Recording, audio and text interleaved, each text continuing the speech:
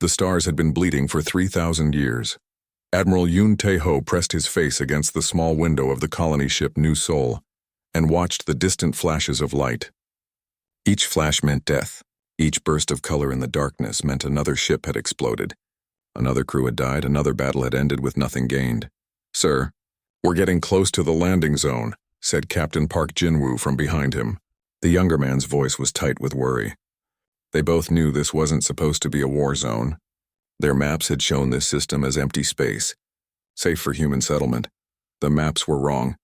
Dr. Kim So-ra floated over to them, her long black hair drifting in the low gravity of the ship's observation deck. She held a data tablet that showed readings from their sensors. "The energy signatures are unlike anything in our databases," she said. Two completely different types of technology fighting each other. Yoon Tae-ho nodded slowly. At 65, he had seen enough wars on Earth to recognize the signs. This wasn't just a battle. This was a meat grinder, a place where soldiers went to die for reasons no one remembered anymore. "How long have they been fighting?" Park Jin-woo asked.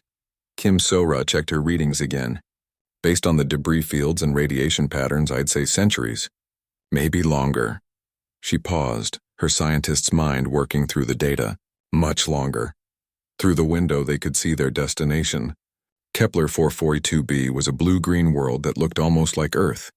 It had oceans and continents and white clouds that swirled in familiar patterns. It should have been perfect for human settlement. Instead, it sat in the middle of a war zone that stretched across half the galaxy. The New Seoul carried 50,000 humans in cryogenic sleep. They were farmers and engineers, teachers and doctors, people who had left Earth to find a new home among the stars. They had traveled for 30 years to reach this place, and now they found themselves landing in hell. "Sir, incoming transmission," called out Communications Officer Lee Hae-jin from her station. "It's strange. Two different signals broadcasting on the same frequency." Yoon Tae-ho moved to her station. "Put it through the translators." The ship's computers worked for several minutes trying to make sense of the alien languages. Finally, words appeared on the screen, but they made no sense. The first message read, "Crystal Sworn defend the eternal truth against energy thieves who steal the substance of reality."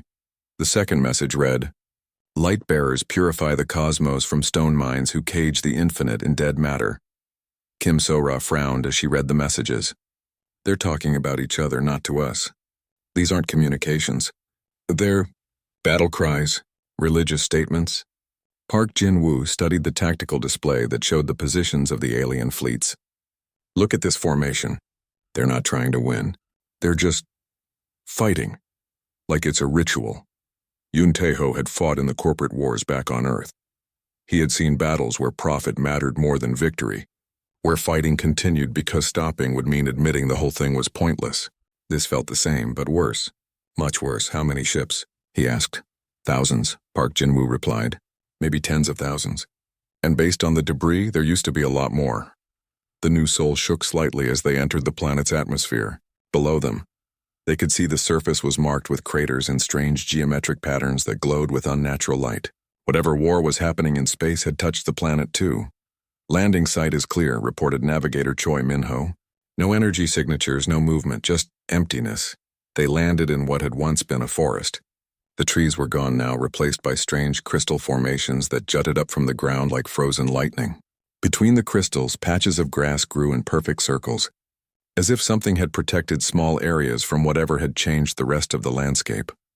As the 50,000 colonists began to wake from their long sleep, Yoon Tae-ho called together his senior staff. They met in the ship's main conference room, which still smelled like the recycled air of a 30-year journey. "We need to understand what we've walked into," he said. "Kim So-ra, I want you to study everything you can about these aliens." "Their biology, their technology, their culture, everything." Kim So-ra nodded. "I'll start with the transmissions and work from there." "Park Jin-woo, I need you to analyze their military tactics. How do they fight? What are their weaknesses? What are their strengths?" The captain straightened. "Yes, sir. Though from what I've seen, they don't seem to have much strategy. Just constant fighting. That's what worries me," Yoon Tae-ho said. "A war that goes on for thousands of years isn't about strategy anymore. It's about something deeper." Outside the ship, the colonists were setting up their first shelters. They worked quickly and efficiently, as humans always did when survival was at stake. They had brought seeds and machines, medicine and knowledge. They had come to build a new world, but they had landed in the middle of someone else's nightmare. That night, as Yun Taiho stood watch on the ship's bridge, he saw the flashes of battle continuing in the sky above. The aliens were still fighting, still dying, still accomplishing nothing. It had been going on for 3,000 years. It would probably go on for 3,000 more, unless something changed. He thought about the corporate wars on Earth, how they had finally ended not through victory, but through exhaustion. He thought about the peace treaties he had helped negotiate, the compromises that had seemed impossible until someone found a new way to look at old problems. Maybe these aliens needed someone to show them a different way to fight, or better yet, a different reason to stop fighting. Kim So-ra joined him at the observation window. "I've been analyzing their transmissions," she said. "They've been saying the same things for centuries. Exactly the same things. It's like they're stuck in a loop." Stuck how? They hate each other for reasons they don't even remember anymore. The war has become their entire identity. They fight because they've always fought. They kill because they've always killed. Yun Taeho watched another distant flash of light, another death in the darkness. Then maybe it's time someone reminded them who they used to be before the war started. Kim So-ra looked at him with surprise. "You're thinking of getting involved?" "I'm thinking," Yun Taeho said slowly, "that 50,000 humans didn't travel 30 years just to hide on a planet while the galaxy burns around us. Above them, the eternal war continued as it had for 3,000 years, as it would until someone found the courage to change the game forever." The first meeting with the Vorthak happened at dawn. Captain Park Jin-woo stood in the crystal forest outside the human settlement, waiting. The aliens had agreed to meet on the planet's surface, but they insisted it be in an area where their crystal formations were strongest. The morning light turned the strange geometric structures into prisms that scattered rainbows across the ground. A shape materialized among the crystals. At first, Park Jin-woo thought it was just another formation, but then it moved. The Vorthak representative was tall and angular, made of what looked like living diamond. Faceted surfaces caught and reflected light as it walked, making it seem to flicker between solid and transparent. "I am Cathara, fleet shaper of the eternal truth," the being said. Its voice sounded like wind chimes made of glass. "You are the small, soft being who creates chaos in battle space." Park Jin-woo had prepared for this moment, but standing face to face with a living crystal was still overwhelming. "I am Captain Park Jin-woo of the human settlement. I represent Admiral Yun Tai-ho." "Human," Cathara repeated, testing the word. "Your species is unknown to the Great Archives. Your methods are disturbing to proper order." "We're new here," Park Jin-woo said. "We didn't mean to disturb anything. We were just trying to survive." Cathara's crystalline face shifted, planes of light rearranging themselves in what might have been surprise. "Survival? In battle space? This is not possible for lesser beings. The energy thieves would consume you. We would reshape you into proper form. But we did survive, and we learned things about your war." "What things?" The question came sharp and quick like breaking glass. Park Jin-woo had rehearsed this part with Admiral Yun Tai-ho. "You've been fighting the same battles for hundreds of years. Same formations, same strategies. The Nexari know exactly what you're going to do before you do it." Cathara went very still. For a moment, the only sound was the wind moving through the crystal formations. "You speak of the eternal dance, the pattern that has always been. But what if the pattern is wrong? What if there are better ways to fight?" The Vorthak leader's form seemed to brighten, internal lights pulsing faster. "Impossible. The truth is eternal. The pattern is perfection." Park Jin-woo pulled out a tablet and showed recordings of human military history. "On our world, wars ended when someone found a new way to fight. Look at this." He showed footage from the corporate wars, human fleets using tactics that would seem primitive to the aliens but were devastatingly effective. Electronic warfare, surprise attacks, psychological operations, combined arms coordination. Cathara studied the images with growing intensity. These methods are chaotic, unpredictable, not aligned with proper order. "But they work," Park Jin-woo said. "They win battles."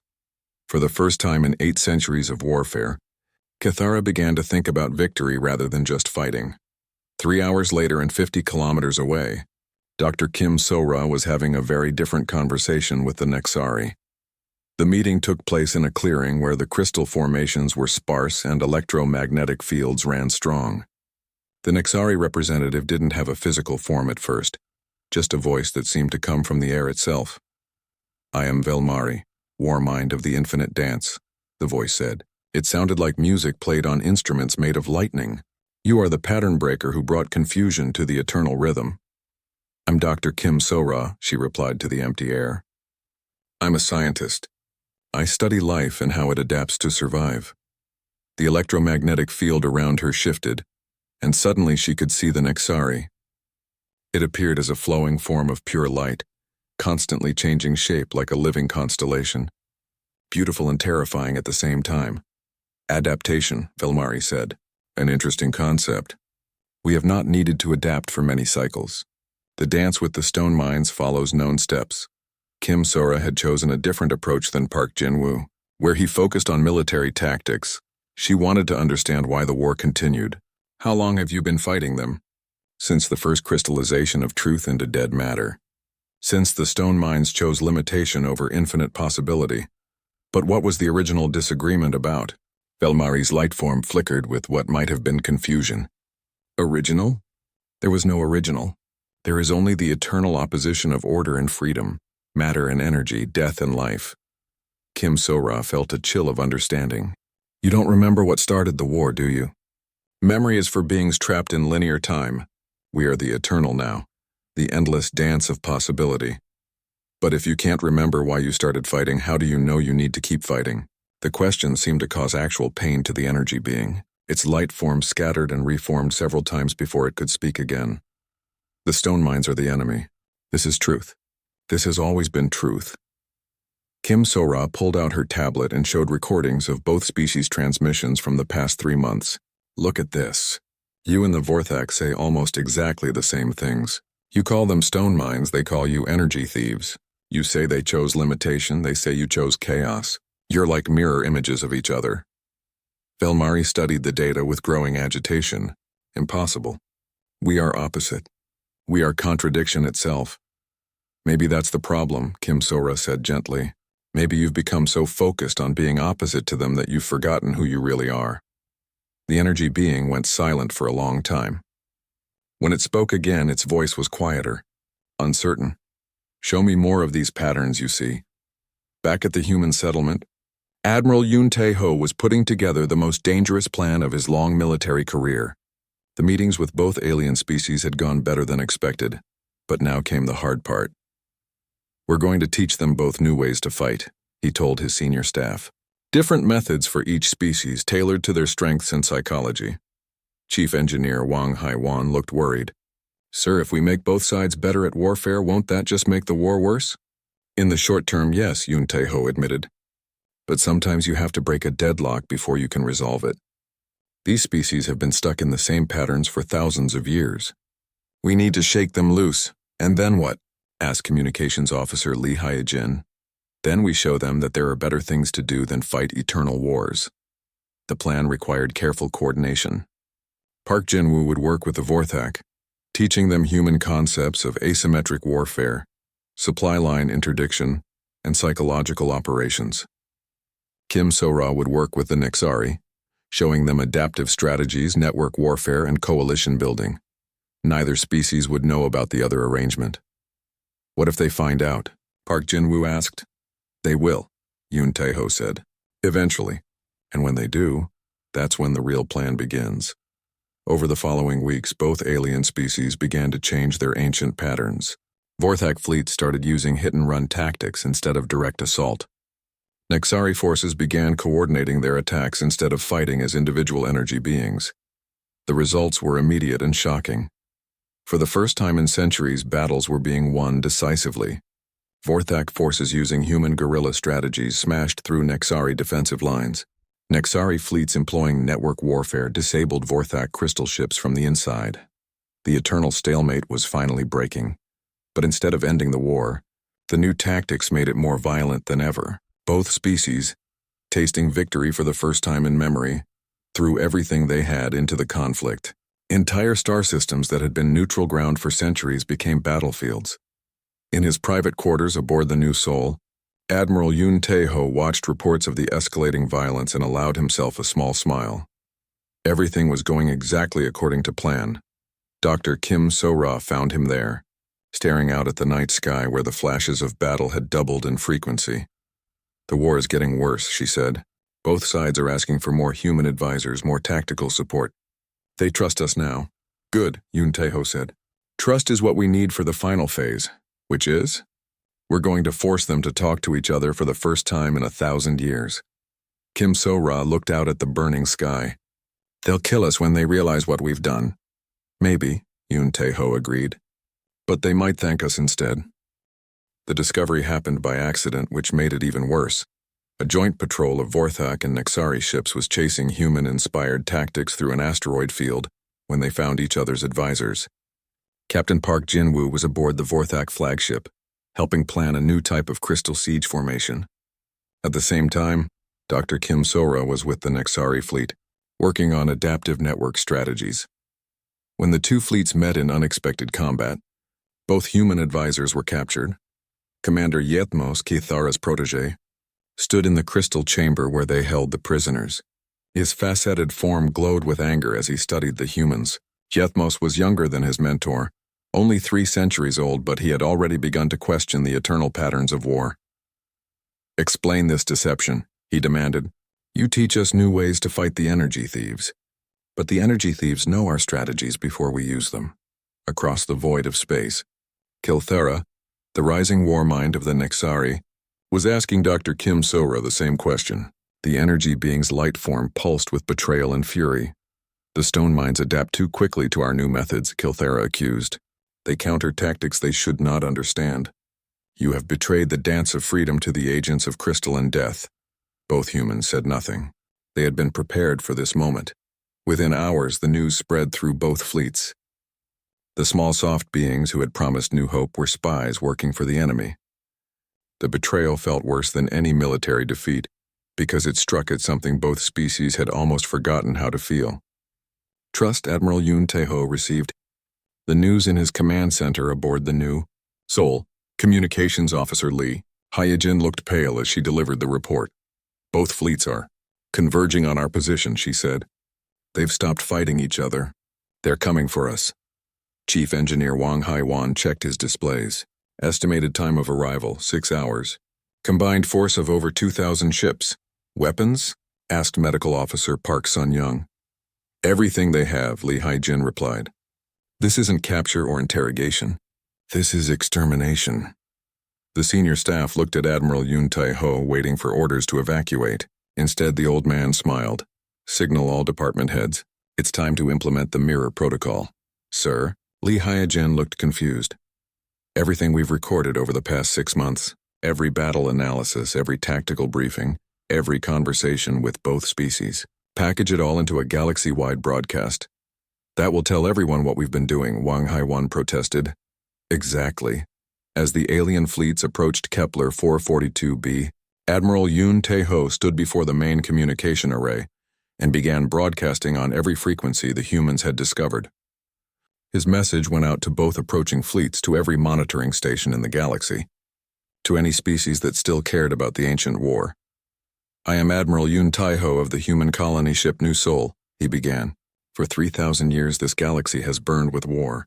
For 3,000 years the Vorthak and Nexari have fought each other in an endless cycle of violence and hatred. Today I'm going to show you why this war has continued so long and how it can finally end."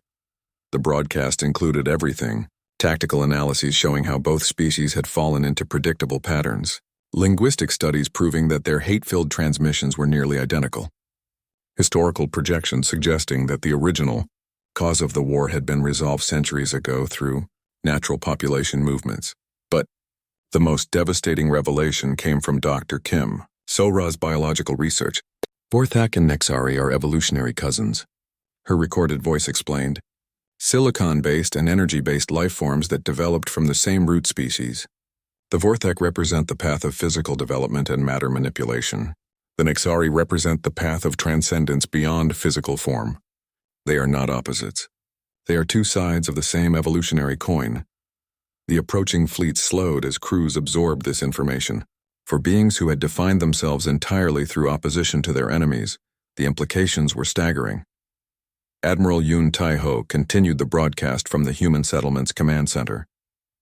Around him, the 50,000 colonists went about their daily lives, tending farms and teaching children, completely unaware that two massive alien armadas were approaching to destroy them. The war continues because you have forgotten who you were before it started, Yun Tai-ho said. You fight because fighting is all you remember how to do. You hate because hatred is all you have left of your identity. The Vorthak fleet reached orbital position first. Thousands of crystal ships took up attack formations around the planet, their weapons charged with enough energy to turn the entire surface to glass. But Cathara, the fleet shaper, hesitated. Why do the small soft beings not flee? He asked his subordinates. They know we bring crystalline death. Yet they remain. Yethmos, studying the broadcasts, had a different question. Fleet shaper, in all our archives, do we have records of the First War? The original reason for conflict with the energy thieves? Cathara's form flickered with uncertainty. The truth is eternal. There was no First War, only the eternal opposition of order and chaos. But the human data suggests otherwise. They show population movements, resource distributions, territorial agreements. They show a galaxy where our species once coexisted. Below them, the Nexari fleet arrived in flashes of brilliant light. Energy beings possessing sleek ships took up positions around the planet. But they too seemed uncertain. Velmari, the war mind, spoke to her followers. The pattern breakers show us mirrors we do not wish to see. They claim we are cousins to the stone mines. They claim our eternal dance has become a death spiral. Kilthara, her protege, studied the broadcast data. Warmind, I have reviewed our memory cores back to the first cycle. There are gaps, periods where the records speak of cooperation, of shared ventures, of combined technologies. Impossible, Velmari said, but her light form flickered with doubt. Admiral Yun Tai-ho's broadcast reached its climax. I'm going to do something that hasn't happened in over 1,000 years. I'm going to open direct communication between the Vorthak and Nexari fleets. You're going to hear each other's voices for the first time in centuries. He activated the communication arrays Dr. Kim So-ra had built over the past months. Suddenly, Vorthak crystal transmissions were being translated and broadcast to Nexari ships. Nexari energy songs were being converted and sent to Vorthak receivers. For the first time in a millennium, the two species could understand each other. The effect was immediate and profound. Both fleets heard their enemies speaking not with the alien hatred they expected, but with confusion, uncertainty, and growing recognition. They heard questions about lost memories and forgotten purposes. They heard doubt about the eternal war that had consumed their civilizations. Most shocking of all, they heard similarities. The same questions, the same doubts, the same growing awareness that something fundamental had been lost. Kethara's voice, translated into patterns of light and energy, reached the Nexari fleet. Why do we fight? What truth do we defend? Velmari's response, converted into crystalline harmonics, reached the Vorthak ships. Why do we dance this dance of death? What freedom do we seek? On the planet's surface, Admiral Yun Tai-ho looked up at the sky where two massive armadas held the power to destroy everything he had built. But the weapons remained silent. Captain Park Jin-woo, Dr. Kim So-ra, please report to the command center, he said calmly. Both his senior officers stood beside him, freed from their respective captivities when the fleets realized they were no longer sure who the enemy was. Sir, Park Jin-woo said, both fleet commanders are requesting permission to land. They want to talk. Dr. Kim So-ra checked her instruments. The energy signatures are changing. Both fleets are powering down their weapons. Admiral Yun Tai-ho nodded. Then it's time for the final phase. Get me communication links to both Cathara and Velmari. Together? Dr. Kim So-ra asked. Together. It's time for them to remember who they used to be before the war made them forget. The first peace talks in 1,000 years took place in a field of human wheat. Admiral Yun Tai-ho had chosen the location carefully. The wheat was growing in soil that had been poisoned by war, but human seeds and human determination had brought life back to dead ground. It was a symbol he hoped the aliens would understand. Cathara arrived first, his crystalline form creating rainbow patterns as he walked through the golden grain. The Vorthak fleet shaper moved slowly as if each step required great thought. Behind him came Yethmos and two other commanders, their faceted faces reflecting uncertainty.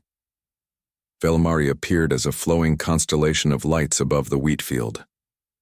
The HFY War mine's energy form danced and shifted, unable to settle into any fixed shape. Kilthera and her advisors manifested as smaller patterns of light, orbiting their leader like planets around a star. For several minutes, the two groups simply stared at each other across 20 meters of growing grain. They had been enemies for so long that peaceful meeting felt like a violation of natural law. Dr. Kim Sora stood between them, serving as translator and mediator. Captain Park Jin-woo remained at the edge of the field with a squad of human guards, not to protect against the aliens, but to keep away the desperate reporters and observers who had started arriving from across the galaxy. "You may speak," Admiral Yoon Tae-ho said simply. Cathara's voice was the first to break the ancient silence. "Energy Singer, He stopped, his crystal form flickering with confusion. "I do not know what words to speak. The old words are weapons. We need new words for this strange time." Velmari's light pattern pulsed with what might have been humor. "Stone Shaper, your confusion sings in harmony with mine. I have prepared 10,000 arguments for war, but no arguments for this." "Then don't argue," Dr. Kim Sora suggested. "Just talk. Tell each other who you are when you're not fighting." The silence stretched on. Finally, Yethmos spoke. His young voice carried curiosity instead of hatred. "Before this moment, I had never seen an energy singer that was not trying to unmake me. Your light patterns are beautiful, complex. Why do we call you thieves when you create such beautiful forms?" Kilthera responded, her energy form brightening. "Before this moment, I had never observed a stone shaper that was not trying to cage me. Your crystal forms are elegant, stable. Why do we call you dead when you build such living structures?" The older leaders watched their protégés with growing amazement. These young ones, who had known nothing but war, were finding connection across the void of ancient hatred, but the peace talks nearly failed before they truly began. On the second day, hardline factions from both species launched simultaneous attacks. Vorthak crystal ships tried to destroy the Nexari representatives, while Nexari energy beings attempted to possess and control the Vorthak commanders. The battles were brief but vicious. Only the intervention of moderate forces from both fleets prevented a complete breakdown of negotiations. But the attacks left everyone shaken and suspicious. "This proves the futility," declared Cathara. "The war pattern is too strong. Peace is crystalline illusion. The dance of death calls too loudly," agreed Velmari. "We cannot escape the eternal rhythm." It was Admiral Yoon Tae-ho who saved the talks with a simple demonstration. He walked into the wheat field and knelt down, digging his hands into the soil. When he stood up, his palms were black with earth that smelled of growth and life. "This soil was dead when we arrived," he said, "poisoned by 3,000 years of war.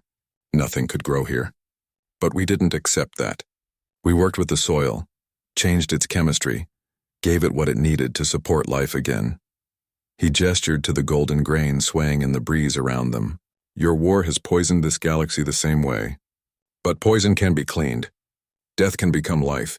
War can become peace, if you're willing to do the work." Dr. Kim Sora stepped forward with a proposal that would reshape galactic civilization. "Joint research stations," she said. "Combine Vorthak matter manipulation with Nexari energy control. Imagine what you could create together instead of what you could destroy separately." The idea was revolutionary.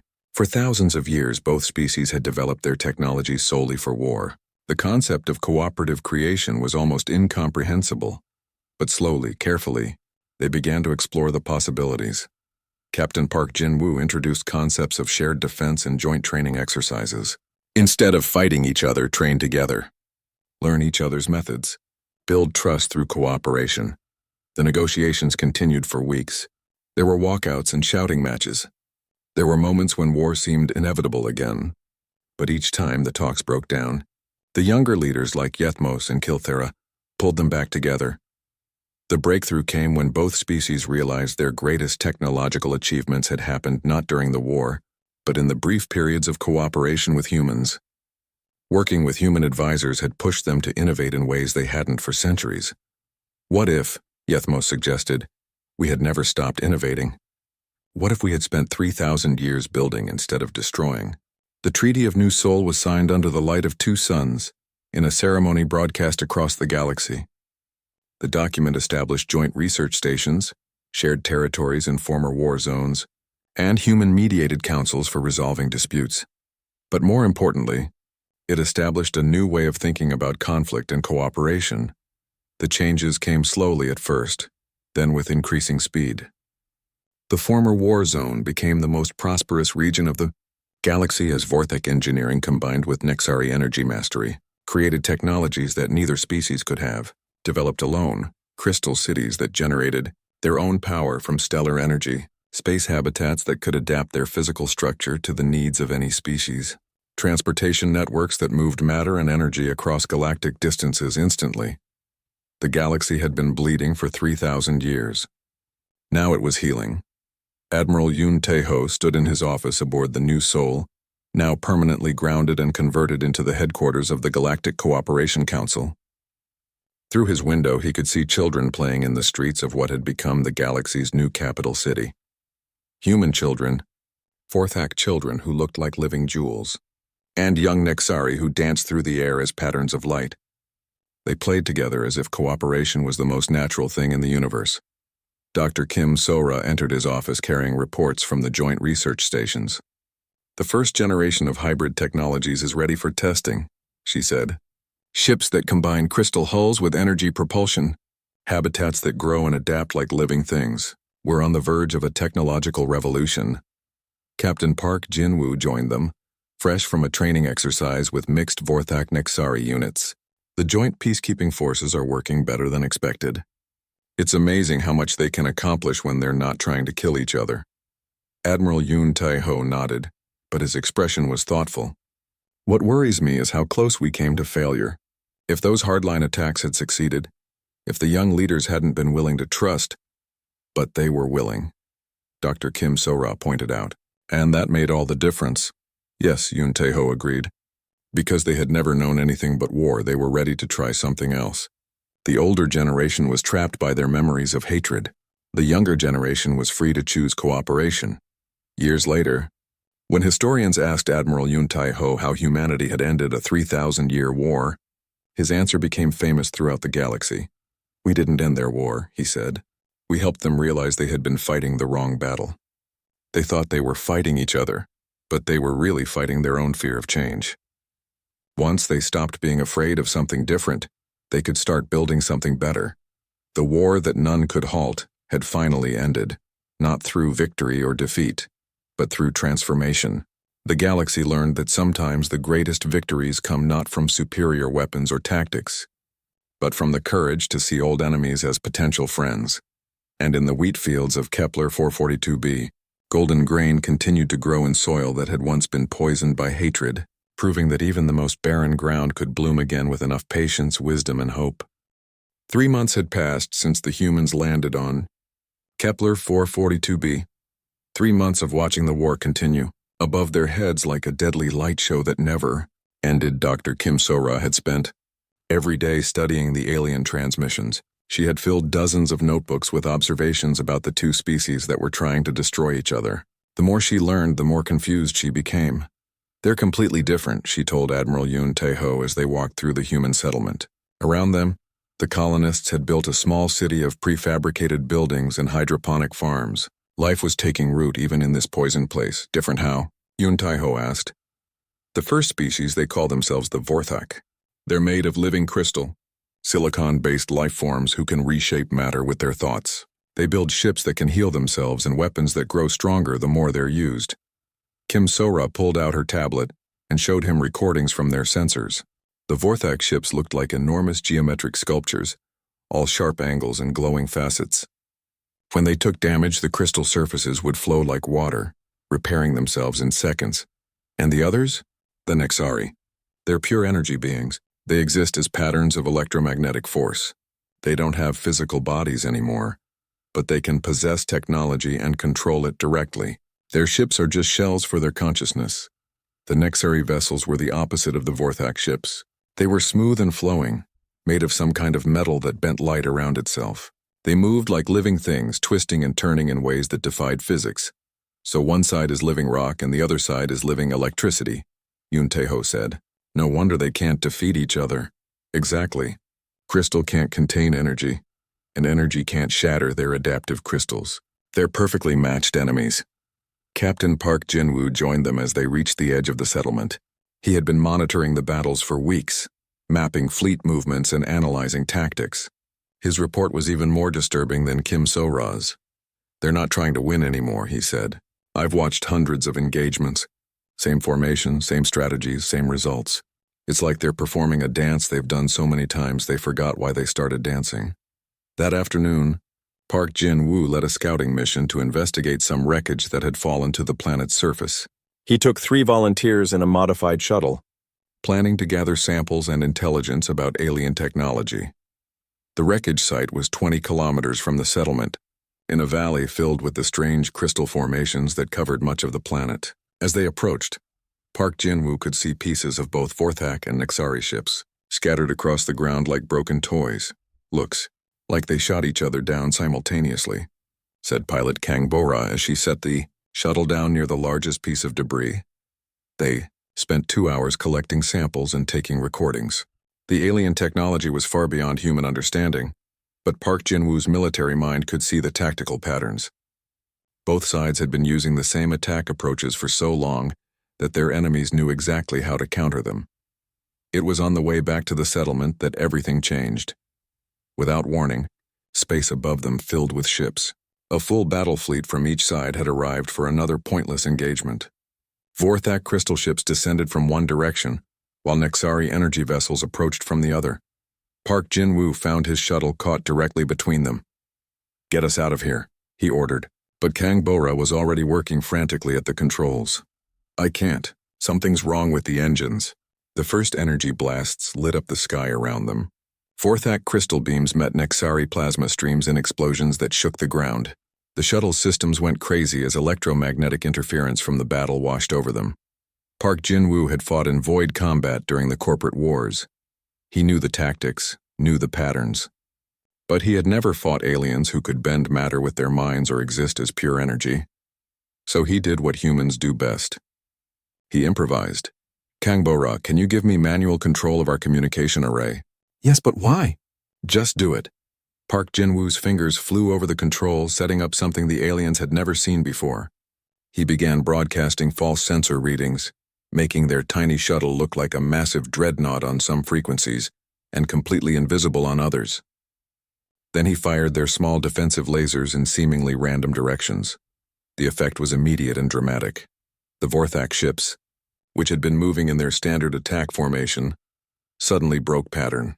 Their commanders couldn't understand what they were seeing on their sensors.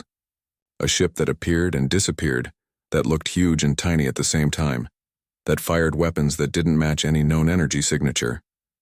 The Nexari were equally confused.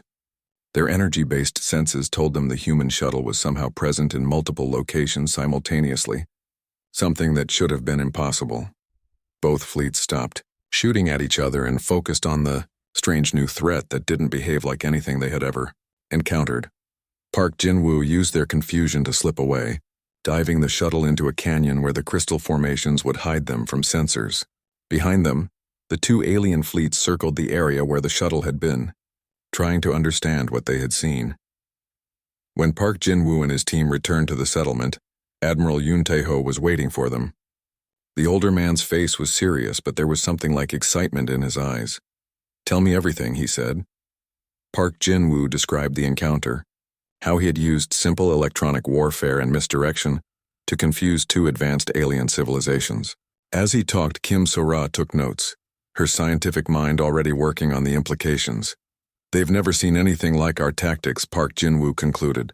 "All their technology is built around fighting each other. They don't know how to deal with something completely different. That's because they've been fighting the same war for 3,000 years, Kim So-ra added. They've specialized so completely that they've lost the ability to adapt. Yoon Tae-ho was quiet for a long moment, staring up at the sky where the battle was still raging. Finally he spoke. What if that's the key? What if the reason this war has gone on so long isn't because they're equally matched, but because they're both stuck in the same patterns? What do you mean? Park Jin-woo asked. On Earth we ended wars by changing how we fought them. New weapons, new tactics, new ways of thinking about conflict. These aliens have been using the same strategies for centuries. Maybe they need someone to show them a different way. Kim Sora looked worried. You're talking about getting involved in their war. That's incredibly dangerous. Is it more dangerous than living on a planet where the sky rains fire every day? Yoon Tae-ho asked.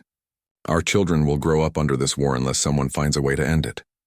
That night, messages arrived from both alien fleets. The communications were directed at the human settlement, the first time either side had acknowledged their existence. The Vorthak message was formal and crystalline in structure. Small, soft beings, identify your nature and purpose. Your presence creates disharmony in the eternal pattern. The Nexari message was flowing and electric. Curious ones who confuse the dance of light, speak your essence. The rhythm of conflict changes when you appear. Kim So-ra worked through the night to translate and prepare responses. By morning, she had basic communication protocols established with both species. Admiral Yoon Tae-ho stood before the assembled senior staff as the sun rose over their settlement. In the distance, crystal formations caught the light and threw it back in rainbow patterns. We have a choice, he said. We can hide here and hope the war eventually ends on its own. Or we can try to do what humans have always done best.